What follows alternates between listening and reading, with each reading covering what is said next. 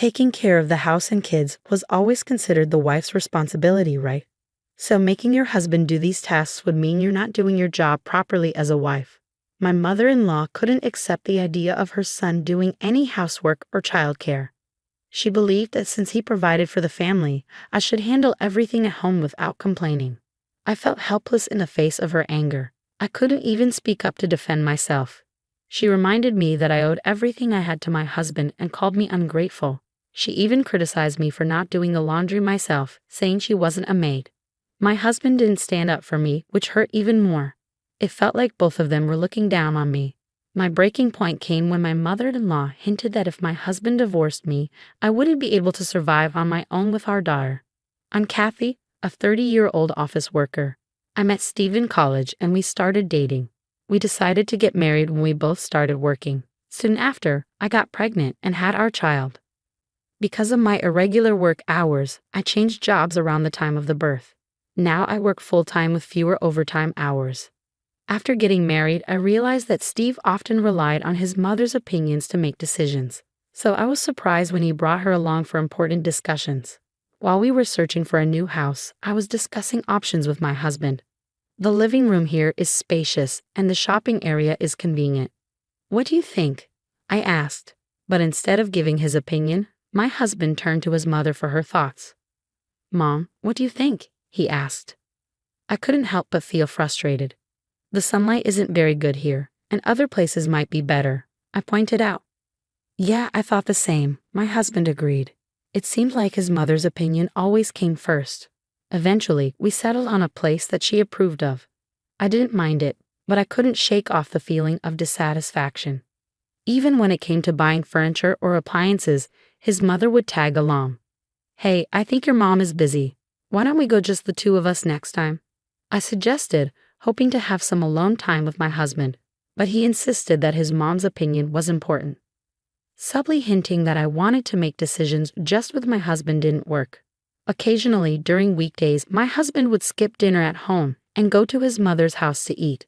Since I was working, not having to prepare dinner for him was a relief, so I didn't question it much. His mother was happy to have her son visit occasionally, and I didn't want to cause any tension between us. As years passed, our daughter grew, and we started discussing building a new house. My husband was calm about it, and when his mother wasn't around, he spent time playing with our child. I wanted to build a new house where the three of us could live peacefully. I'm worried about Mom's future. How about we all live together? Out of the blue, my husband suggested that we should live with his mother. I knew she'd love to live with her son and granddaughter, but I was totally against the idea. Living with her meant constantly tiptoeing around her feelings because she never listened to my opinions.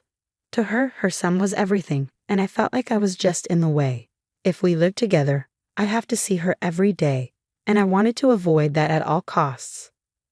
But your mom wants to stay near her current home, right? She has friends there and doesn't want to move too far, my husband reasoned. I knew she was attached to the area she knew well. However, if we moved near her, it would mean a longer commute for me to the office, which I wasn't thrilled about. I showed my husband several land options that a realtor had gathered. They were in areas with plenty of parks, nature, and convenient shopping, and they were also close to train stations. The fact that they were near his mother's place made him give his approval. I was relieved that we could steer clear of living with her. But after that, she started coming to our house often. My husband welcomed her, and I couldn't refuse her visits. While I understood her desire to see her granddaughter, my daughter didn't warm up to her at all, always crying whenever she saw her, which made me anxious. I wanted to relax on my days off, but I couldn't unwind when she was around. Can't we spend weekends just as a family? I suggested to my husband. I always feel like I have to be on my best behavior when your mom is around. Mom is family too. It's you who's making it awkward on your own, he replied, not understanding my feelings. Whenever she visited, my mother-in-law would criticize my cooking and housekeeping, saying it was to educate me as a wife. If something wasn't clean enough, she'd inspect everything closely. It was exhausting. I was working full-time and doing my best to clean the house on weekends, but it was always stressful when my mother-in-law would come over and point out things I hadn't cleaned yet. Her criticisms hurt, especially when she commented on my cooking skills, saying I didn't even have the basics down. Even when I tried my best, it never seemed to be good enough for her. My husband would join in, echoing her criticisms, which was tough to swallow. It was especially frustrating to see him suddenly become more assertive in her presence. I finally decided to talk to him about it when his mother wasn't around. If you have any complaints about me, can't you tell me directly? You don't need to wait for your mom to be here, I said. But he just shrugged it off, saying he only remembered when she mentioned it. His response left me feeling even more frustrated. As a couple, I wish we could be more supportive of each other, but it seemed like an impossible task. Our arguments about his mother became more frequent, especially as our daughter started elementary school. Then, I received a call from my mother, informing me that my father was unwell.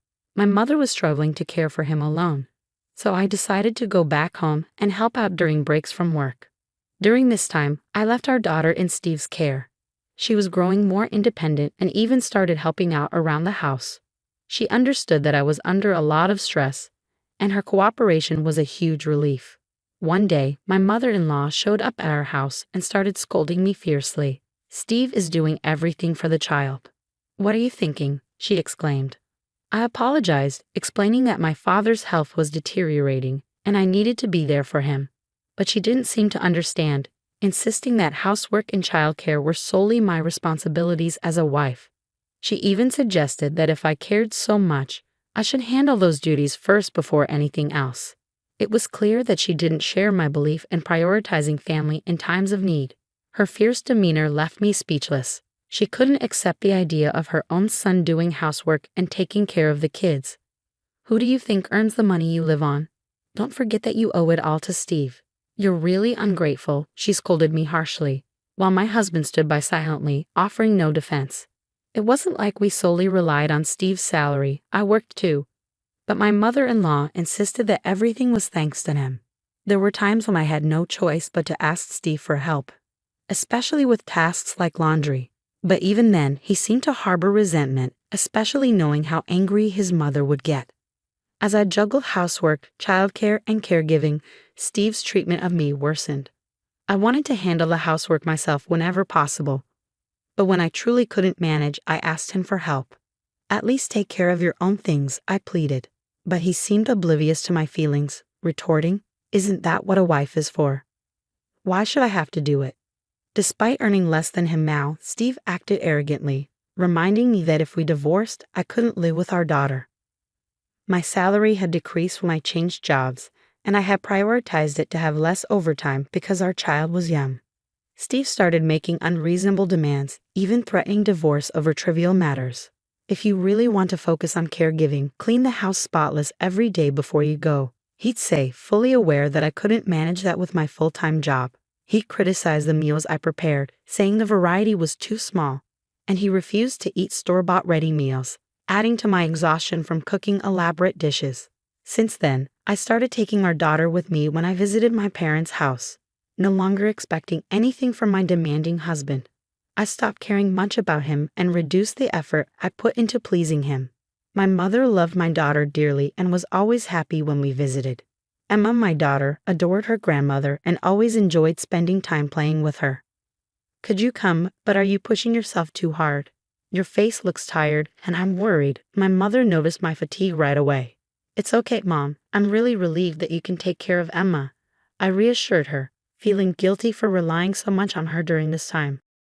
Amidst the grief of my father's passing, my mother and I discussed the inheritance. It turned out that my father was wealthy and owned several properties, including the mansion we called home. The house was large enough to be considered a mansion, old but well-maintained and still very livable. Originally, my parents had lived there together. When my husband first came to meet my parents before our marriage, he was surprised to see the mansion. The area was popular as a vacation spot due to its good transport links and abundant natural beauty, which my parents were deeply attached to. "Mom, you should continue living in this house, right?" I assumed she would inherit and stay there, but her opinion was different. "I think this house is too big for just me. Maintaining the mansion would be difficult for my elderly mother," she explained. After discussions, it was decided that I would inherit the house and my mother would move to a conveniently located apartment using the inheritance. After my father's funeral, I stayed at the mansion with my daughter to sort out his belongings and handle the inheritance procedures. I left the shopping to my mother and daughter and worked alone when suddenly my mother-in-law and husband barged in. "What's going on? Why the sudden visit?" I asked, taken aback. "I hear you inherited this mansion," my mother-in-law said, looking around the mansion curiously. "It's spacious enough for all of us to live together comfortably." Confused by her words, I asked again what she meant. "We're moving in today. I'll thoroughly train you to be a proper wife to our family," my mother-in-law declared with a grin. I couldn't help but laugh at her absurd statement. I looked them both in the eye and said, "A wife for this family? Who are you talking about? I'm single, you know." "Huh? What are you talking about?" they asked, clearly confused. "I've already filed for divorce, so we're strangers now too. Too bad there's no wife left for you to train, huh?" I revealed. They were shocked, their eyes wide open. They'd probably never thought I would actually go through with it. "There's nothing to forgive. Steve is the one who initiated the divorce," I continued. "Don't get cocky. A wife shouldn't oppose her husband," my mother-in-law retorted, becoming agitated. But I was done with their manipulation. In fact, just before my father passed away, I had submitted the divorce papers that my husband had been using to threaten me. Even while I was caring for my father, my husband didn't help at all. I had run out of patience with him, but neither he nor my mother-in-law would listen to what I had to say. My anger with my mother-in-law reached its peak. "It's ridiculous to think that just because I'm your daughter-in-law, I should obey everything. A daughter-in-law is not a maid," I asserted. I didn't care about being disliked by her anymore. I was no longer her daughter-in-law. But my mother-in-law lost her temper and grabbed me. I struggled desperately, but she overpowered me. "Stop. Let me go," I pleaded. Realizing I couldn't handle this alone, I called the police. As they tried to restrain her, she lashed out and hit an officer.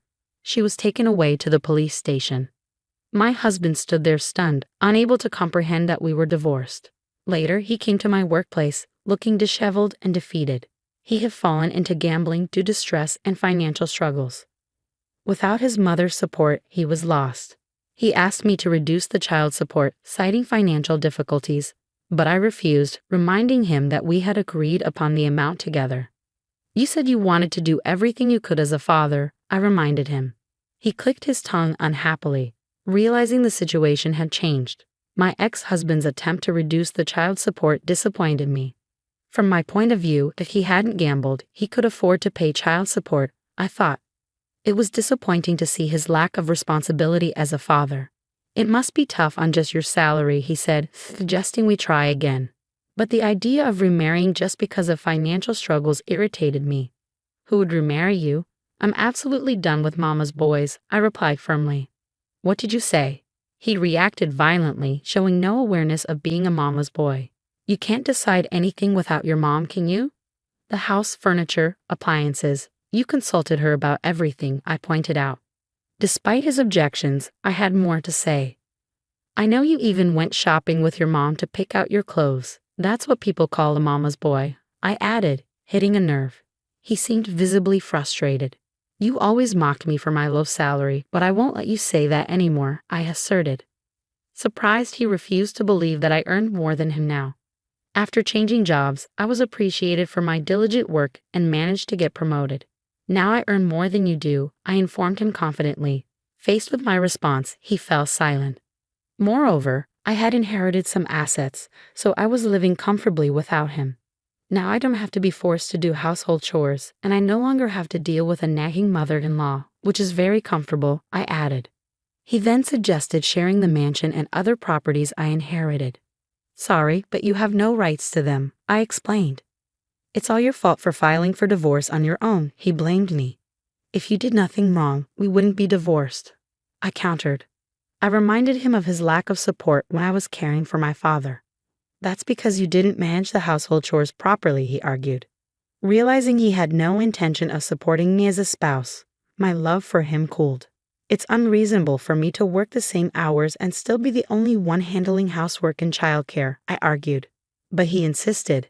"Housework and childcare are a wife's duty. It's wrong of you to push that onto your husband."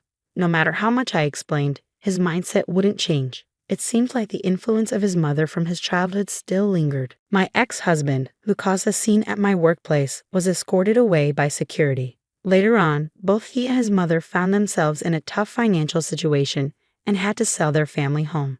They moved to a rundown apartment and struggled to pay child support while battling their gambling addiction. Despite their hardships, they couldn't break free from the cycle. As for me, I'm focused on my work, and with my mother's support, I am happily living with my daughter. I've noticed that I smile much more now, which brings joy to my daughter as well. Instead of spending my days worrying about my ex-husband's and mother-in-law's moods, I'm determined to live life on my own terms and set a positive example for my daughter. Now, I must raise my daughter by myself, and this situation has made me realize the importance of parental education. I want to instill in my daughter values of compassion, empathy, and helping those in need. No matter how tough things may get, I've decided to face them with a smile.